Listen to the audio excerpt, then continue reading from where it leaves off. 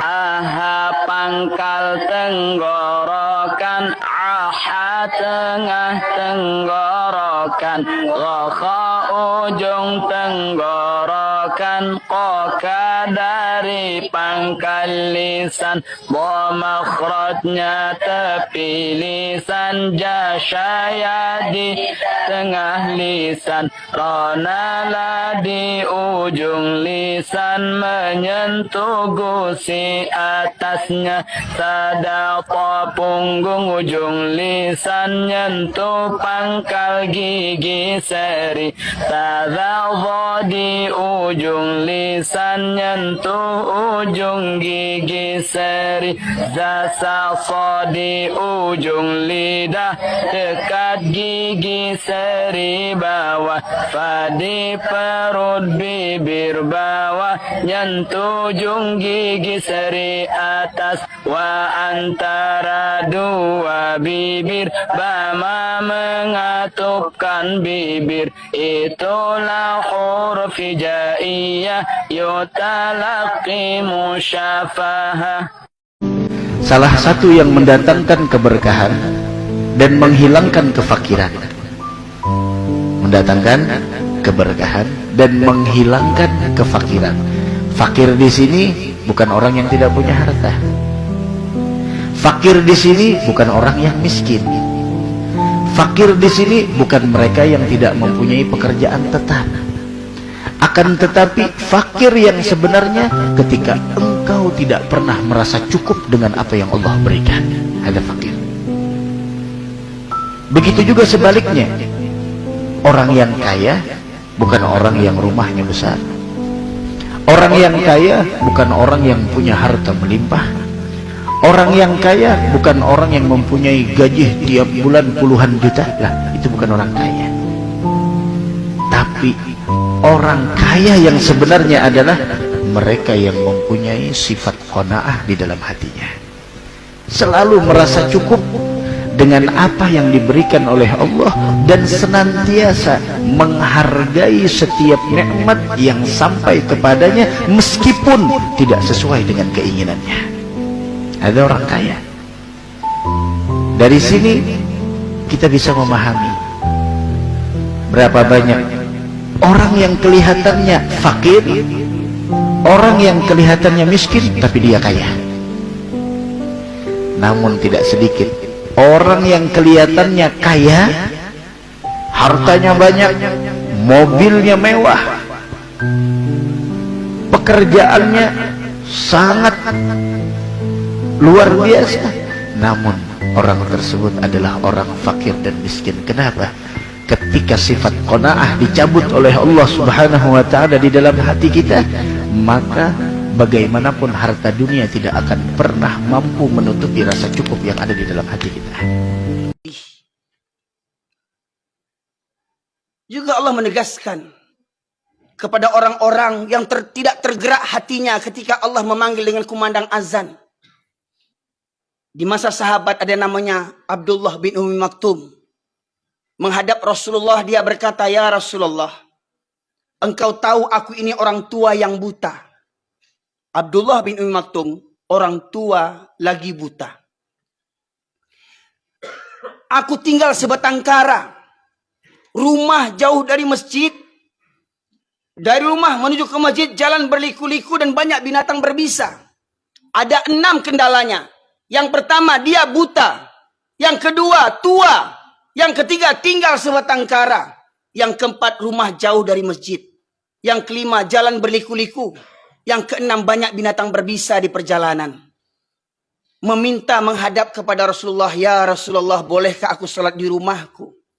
Apa kata Rasulullah? "Apakah engkau mendengar seruan azan?" "Dengar ya Rasulullah." "Maka tidak ada keringanan bagimu untuk sholat di rumahmu." Orang tua buta tak dapat keringanan sholat di rumah. Pertanyaannya, orang yang masih muda, mata sehat, rumah dekat, kendaraan banyak, anak banyak, menantu banyak, cucu banyak, kemenakan banyak, rumah bertetangga dengan masjid, berkumandang azan, tak berangkat ke masjid. Apamu yang buta? Apamu yang buta? Subuh tadi Kemana para laki-laki kaum muslimin? Subuh tadi, berapa banyak yang hadir ke masjid? Masyaallah muslimin, subuh tadi, berapa banyak yang hadir ke masjid? Maka masyaallah muslimin yang dirahmati oleh Allah, kebodohan ini, kebodohan kaum. Jika malam terakhir di bulan Ramadan, bakatis samawat, langit menangis. Wal ard, bumi pun ikut menangis. Wal malaikah, malaikat pun bersedih dan menangis. Kenapa? Musibatan li ummati, kata Nabi Muhammad. Karena suatu musibah yang menimpa umatku. Musibah apa yang menimpa umatnya Nabi Muhammad? Sampai langit ikut berduka, bumi ikut bersedih, malaikat pun ikut bersedih atas musibah yang menimpa umatnya Nabi Muhammad sallallahu wasallam wa baraka alaihi wa ala. Menangis langit, bumi, malaikat menangis. Ketika ditanya, musibah apa ya Rasulullah yang menimpa atas umatmu? Qala ra'aitu syahran fihi nafaqatu sadaqah. Saya melihat suatu bulan yang begitu agung, yang begitu mulia, sehingga nafkah di bulan itu bernilaikan sedekah. Diamnya seseorang di bulan itu menjadi tasbih. Tidurnya seseorang di bulan itu bernilaikan ibadah. Segala doa mustajab, diijabah oleh Allah di bulan tersebut. Segala dosa diampuni oleh Allah, dan tidak satu pun dosa yang ditulis di bulan itu. Sekarang ketika bulan itu pergi meninggalkan umatku, fa ayyu musibatin a'zamu min hadhihi. Musibah apa kiranya yang lebih besar daripada musibah perginya Ramadan meninggalkan umat Nabi Muhammad sallallahu wasallam wa baraka alaihi wa ala. Allah itu ada atau enggak ada? Datang orang nantang, Tuhan itu ada? Ada. Mana Tuhan itu? Mana? Kalau memang Tuhan itu ada, mana? Jangan marah. Nanti kalau ada orang nantang gitu, bawa senyumin aja. Kamu jangan marah-marah, nanti kamu cepat mampus. Jangan jawab, tanya balik. Menurut kamu kalau benda itu ada, kalau sesuatu itu ada, dia mesti ada? Mesti ada. Bunga ada? Ada. Mikrofon ada? Ada. Pisang ada? Ada. Kalau nggak ada, berarti nggak ada. Oh gitu. Kamu punya akal? Iya. Mana akal kamu? Nggak ada. Sudah terjawab? Memang enak ceramah di tempat orang yang cerdas ya. Jadi tidak semua pertanyaan itu mesti dijawab. Balikkan lagi pertanyaan, bahwa tidak semua yang ada itu mesti kelihatan ada. Jangankan Tuhan, akalmu saja tidak bisa kau buktikan ada. Nggak usah terlalu tinggi akal, yang rendah aja di bawah, kentut. Tunjukkan saya mana kentut itu. Nggak ada, nikmati saja bersama.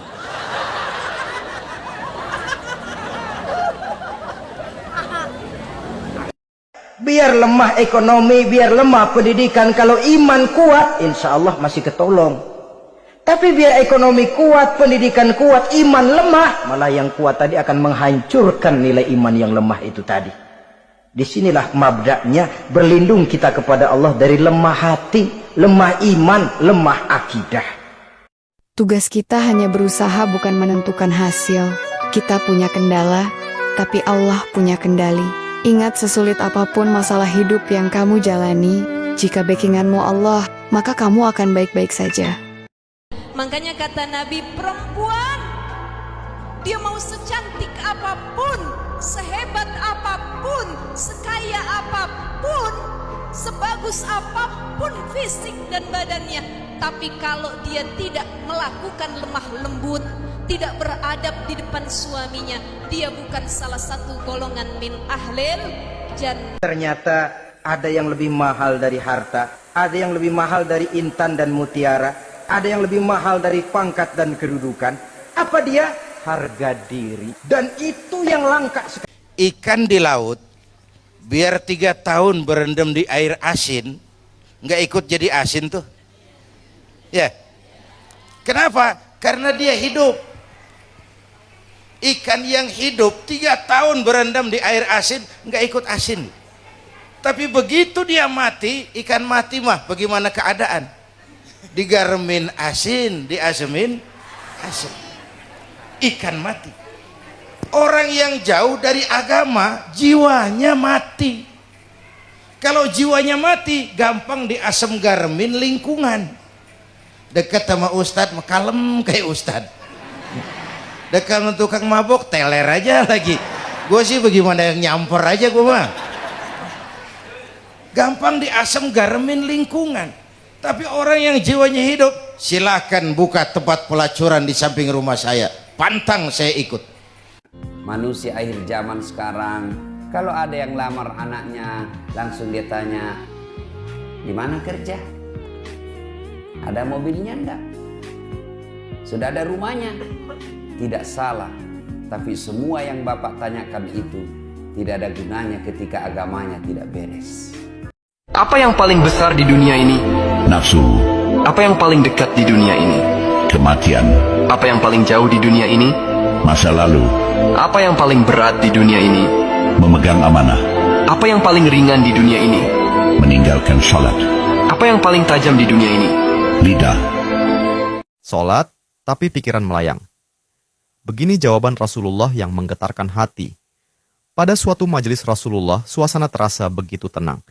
Para sahabat duduk melingkar menyimak setiap perkataan beliau dengan penuh perhatian. Namun, di antara mereka, ada seorang sahabat yang tampak gelisah. Jemarinya saling menggenggam, matanya menunduk, dan napasnya terasa berat. Setelah beberapa saat ragu, ia akhirnya mengangkat wajah dan berkata dengan suara lirih, "Wahai Rasulullah, aku ingin bertanya, tetapi aku khawatir pertanyaanku ini akan membuatku semakin malu di hadapan Allah." Rasulullah pun tersenyum lembut, menatapnya penuh kasih sayang. "Katakanlah, wahai saudaraku, tidak ada pertanyaan yang membuat seseorang hina jika ia bertanya untuk mencari kebaikan." Sahabat itu menarik napas dalam, matanya mulai berkaca-kaca. "Wahai Rasulullah, aku merasa salatku sering tidak khusyuk. Kadang aku mengingat urusan dunia, kadang pikiranku melayang entah kemana. Aku takut salatku tidak diterima oleh Allah. Apakah dengan salat seperti itu, aku tetap mendapatkan pahala?" Suasana majelis seketika menjadi hening. Para sahabat lainnya ikut menunduk, merasakan kegelisahan yang sama. Mereka tahu betapa beratnya pertanyaan itu. Namun, yang terjadi setelahnya benar-benar di luar dugaan. Rasulullah tidak langsung menjawab. Beliau menatap sahabat itu dengan penuh kelembutan. Lalu tiba-tiba air mata mulai membasahi pipi beliau. Para sahabat terkejut. Mereka jarang melihat Rasulullah menangis dalam situasi seperti ini. Dengan suara bergetar, beliau berkata, "Demi zat yang jiwaku berada di tangannya, sungguh setan tidak akan pernah berhenti berusaha mencuri bagian dari salat seorang hamba hingga ia teralihkan. Tetapi ketahuilah, Allah tetap melihat usahamu." Rasulullah menarik napas dalam, lalu melanjutkan, "Wahai saudaraku, jika engkau meninggalkan salat hanya karena takut tidak khusyuk, maka setan akan menang. Tetapi jika engkau tetap berusaha salat meski pikiranmu teralihkan, ketahuilah bahwa setiap kali engkau berusaha kembali kepada Allah dalam salatmu, saat itulah Allah menyambutmu." Mendengar itu, sahabat tersebut tak mampu menahan tangis. Begitu pula para sahabat lainnya. Kemudian Rasulullah melanjutkan dengan penuh kelembutan. Bayangkan seorang ibu yang melihat anaknya berjalan ke arahnya, tetapi anak itu sering jatuh dan tersandung. Apakah sang ibu akan marah? Tidak. Ia justru akan berlari menghampirinya, mengangkatnya, dan mendekapnya erat. Itulah Allah. Ia lebih penyayang daripada seorang ibu kepada anaknya.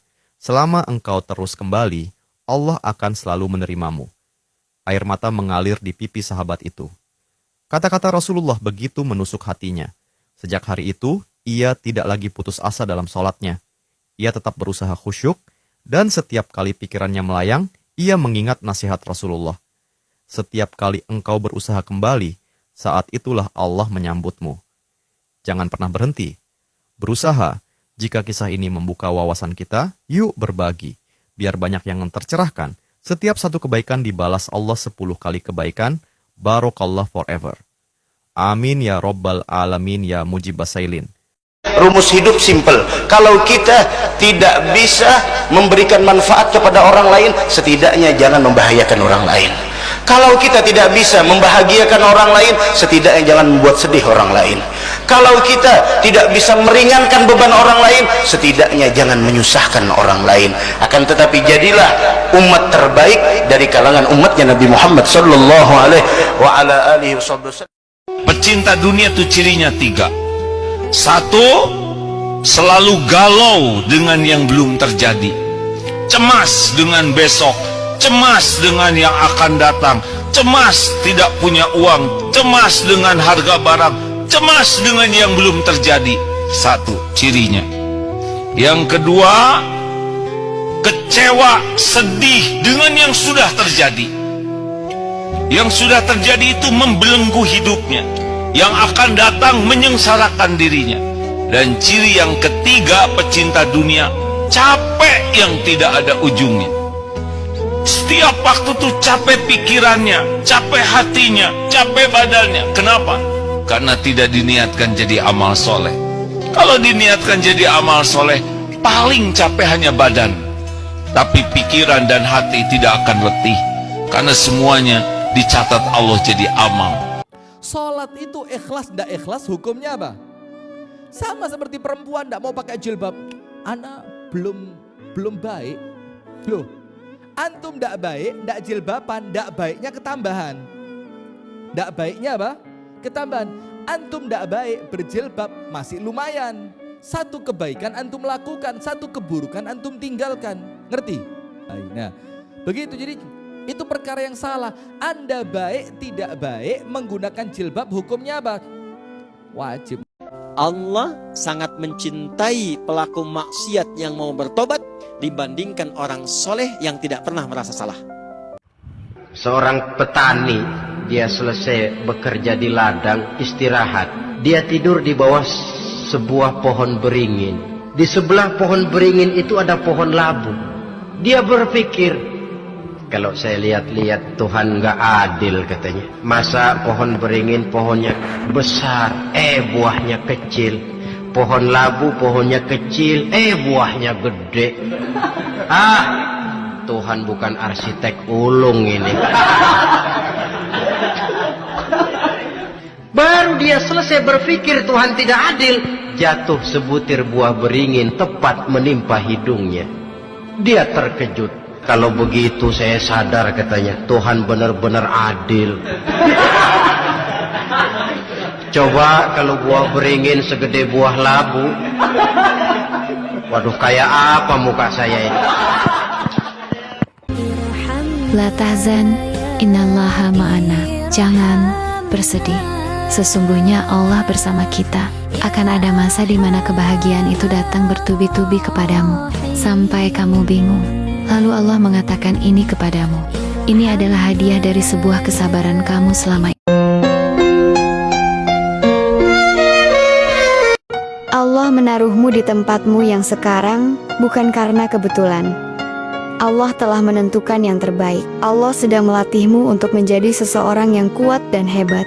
Ingat, manusia yang hebat tidak dihasilkan melalui kemudahan, kesenangan dan kenyamanan, tapi mereka dibentuk dengan kesukaran, tantangan dan air mata. Sabar dulu sebentar, Allah pasti kasih surprise yang bikin kamu menangis saking bahagia. Man lam yasbir 'alal bala'i, siapa saja yang tidak mau bersabar di atas balaku, wa lam yashkur 'ala ni'ma'i, dan siapa saja yang tidak mau bersyukur di atas nikmatku, wa lam yardha bi qada'i, dan siapa saja yang tidak mau menerima ia di atas ketetapanku, falyakhruj min tahtas sama'i, keluar kalian daripada bumiku, cari Tuhan selain daripada aku. Kendalikan diri dengan baik, ya. Semakin tidak terkendali, diri ini semakin bermasalah. Fokus kita bukan kepada sesuatu yang tidak bisa kita kendalikan. Pikiran orang, perasaan orang, omongan orang susah kita kendalikan. Tapi kendalikan diri kita. Makin bisa mengendalikan diri, makin aman.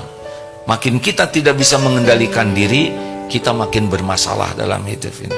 Percayalah, kita bermasalah diundang oleh kita sendiri. Dinilai baik, alhamdulillah. Dinilai buruk ya nggak masalah. Penilaian orang beda-beda dan kita nggak akan pernah bisa membuat semua orang suka sama kita. Yang kita bisa adalah lakukan yang terbaik yang kita bisa. Waktu akan jadi jawaban dari setiap pembicaraan-pembicaraan nggak enak tentang seseorang. Kalau dia benar baik, seperti kayu gaharu, dibakar kian wangi. Kalau dia buruk, seperti buah yang busuk, cepat atau lambat pasti akan jatuh, tanpa harus dijatuhkan. Barakallahu fiik. Kalau seseorang memuliakanmu, maka muliakanlah dia dengan cara yang jauh lebih mulia. Tapi jika seseorang menghinamu, maka muliakanlah dirimu dengan menjauh darinya. Barakallahu fiik. Kalau yakin semua kekuatan dari Allah, insya Allah kita akan jauh lebih tenang. Kita lebih mengandalkan doa nanti. Kita ikhtiar, hanya bisa ikhtiar itu juga kalau dikuatkan oleh Allah. Makanya jangan ujub, ini ide saya, ini adalah gagasan saya. Sudahlah, mau apa diakui? Kalau nggak dikasih ide oleh Allah, nggak ada ide. Kalau otaknya dikasih error oleh Allah, boro-boro ide diobati. Belajar untuk tidak merasa berjasa, tidak merasa sudah banyak berbuat. Benar, kita harus berusaha, tapi kalau sudah jadi, sudah. Ini hidup bagaikan menulis di atas kertas putih. Apa yang kita tulis itu yang akan dibaca, apa yang kita ukir itu yang akan terlihat. Dari karenanya tulislah dengan tulisan-tulisan yang indah, agar setelah kita wafat mereka hanya mengingat keindahan dari kita. Memang kita tidak memungkiri semua manusia pasti mempunyai sebuah keburukan, keterbatasan. Namun walau bagaimanapun kita sebagai orang Islam tidak dianjurkan untuk melihat kekurangan orang lain, dan kita sangat ditekankan untuk melihat kebaikan yang dimiliki oleh orang lain. Begitu. Kalau kita dimudahkan taat, tolong dengar ini baik-baik ya. Kalau orang senang taat kepada Allah, Allah memberikan hati yang tenang, sakinah. Di sini teh adem, tenang, nyaman. Walaupun uang terbatas, tidak apa-apa. Wah, saya mah nggak punya tabungan, nggak ada masalah, karena ada Allah yang punya rezeki. Wah, bagaimana nanti? Apa yang dikhawatirkan nanti? Ada Allah yang punya segala-galanya. Tenang, walaupun gaji sedikit, walaupun tidak punya tabungan, tenang. Walaupun makanan ala kadarnya, tenang. Karena orang yang bisa taat itu diberikan nikmat tenang di hatinya. Huwallazi anzala sakinah. Waktu itu lebih mahal daripada uang. Karena uang jika hilang masih kita bisa cari gantinya, tapi umur waktu yang berlalu dari kita sekaya apapun Anda tidak akan pernah mampu mengembalikan keadaan. Sekaya apapun Anda, banyak punya uang, banyak punya tabungan, sekaya apapun Anda, setinggi apapun jabatanmu, tidak akan pernah mampu mengembalikan waktu yang telah berlalu dari kita.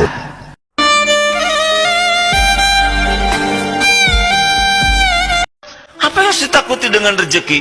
Allah sudah janji, wa ma min dabatin fil ard illa 'alallahi rizquha. Surat Hud ayat 6.